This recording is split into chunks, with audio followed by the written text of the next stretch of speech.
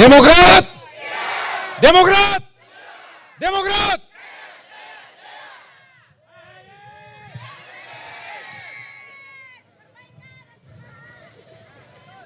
Bismillahirrahmanirrahim. Assalamualaikum warahmatullahi wabarakatuh. Salam sejahtera untuk kita semua. Shalom. Om Swastiastu. Namo Buddhaya, salam kebajikan. Semoga kita di bulan suci Ramadan 1444 Hijriah ini senantiasa berada dalam lindungan Allah Subhanahu wa Ta'ala, Tuhan yang Maha Kuasa, dilimpahi kesehatan, kekuatan, dan keberkahan. Amin, amin ya Rabbal Alamin. Rekan-rekan wartawan dan para kader Partai Demokrat yang saya cintai dan banggakan. Terima kasih atas kehadirannya di kantor Dewan Pimpinan Pusat Partai Demokrat di Posko Perubahan dan Perbaikan. Kami sengaja mengundang para jurnalis sekalian untuk menyampaikan perkembangan situasi politik terkini, utamanya soal kehidupan demokrasi kita. Sebulan lalu, tepatnya tanggal 3 Maret 2023, kami menerima informasi bahwa Kepala Staf Presiden atau KSP Muldoko dan Dr. Hewan Joni Alan Marbun masih mencoba-coba untuk mengambil alih Partai Demokrat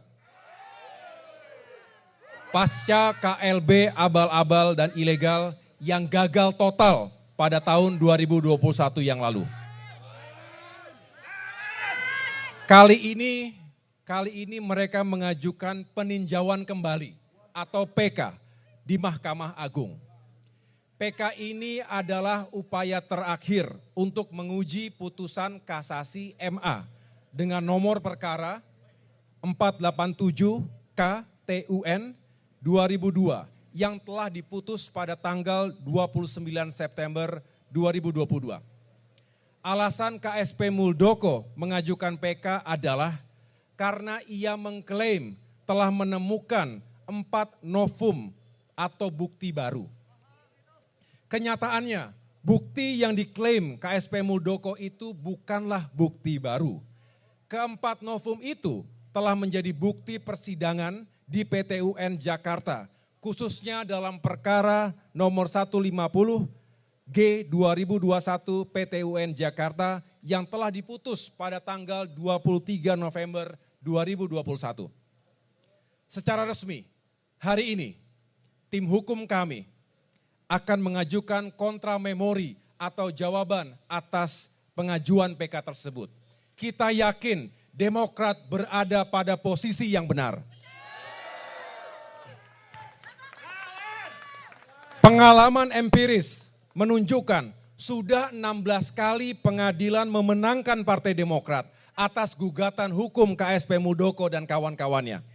Saya ulangi, sudah 16 kali Partai Demokrat menang atas gugatan hukum KSP Muldoko dan kawan-kawan. Artinya skornya 16-0. Dengan demikian, dilihat dari kacamata hukum dan akal sehat.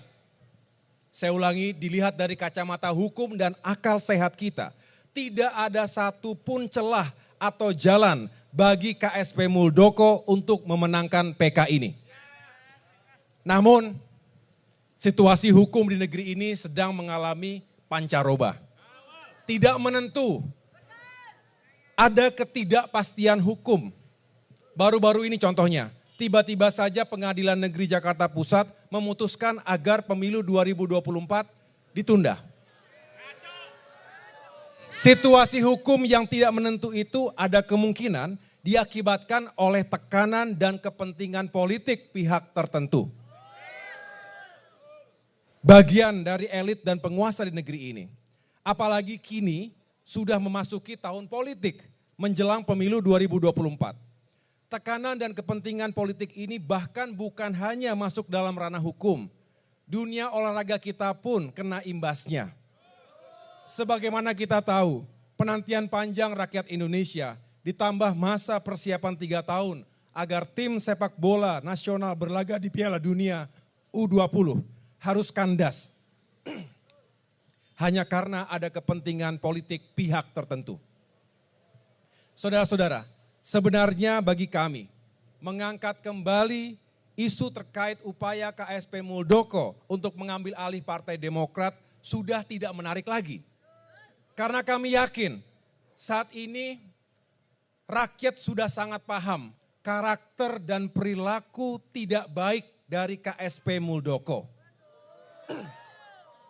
Khususnya dalam kehidupan politik dan demokrasi Indonesia. Bahkan banyak senior saya di TNI dan juga senior KSP Muldoko merasa malu dengan perilaku KSP Muldoko. Menurut mereka perilaku KSP Muldoko tidak mencerminkan sikap kesatria, apalagi patriot sebagai prajurit yang pernah digembleng di Lembah Tidar. Tetapi yang lebih menarik lagi sekarang, betapa perilaku tidak terpuji tersebut seolah dibiarkan. Begitu saja. Padahal yang bersangkutan adalah Kepala Staf Presiden Republik Indonesia. Hal ini juga yang sering diperbincangkan banyak kalangan, baik di dalam negeri maupun di luar negeri.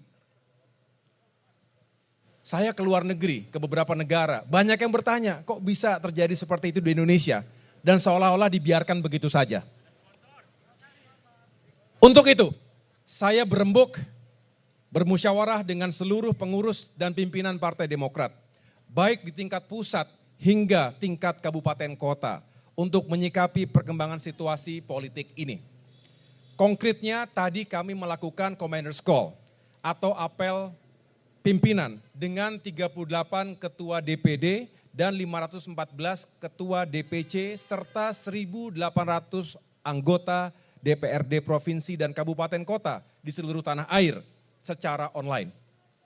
Hadir juga secara fisik para elit partai seperti Majelis Tinggi Partai, Dewan Kehormatan, Dewan Pertimbangan, Mahkamah Partai, dan fraksi Partai Demokrat DPR RI, serta pengurus harian Dewan Pimpinan Pusat Partai Demokrat. Pada forum tadi, kami mencermati dan membahas berbagai aspek, baik hukum maupun politik. Saudara-saudara sekalian, KSP Muldoko mengajukan PK pada tanggal 3 Maret 2023. Tepat 1 hari setelah Partai Demokrat secara resmi mengusung saudara Anies Baswedan sebagai bakal calon presiden. Forum Commander's Call berpendapat, PK ini bukan tidak mungkin erat kaitannya dengan kepentingan politik pihak tertentu. Tujuannya jelas, menggagalkan pencapresan saudara Anies Baswedan. Forum juga berpendapat, ada upaya serius untuk membubarkan koalisi perubahan. Tentu saja salah satu caranya adalah dengan mengambil alih Partai Demokrat.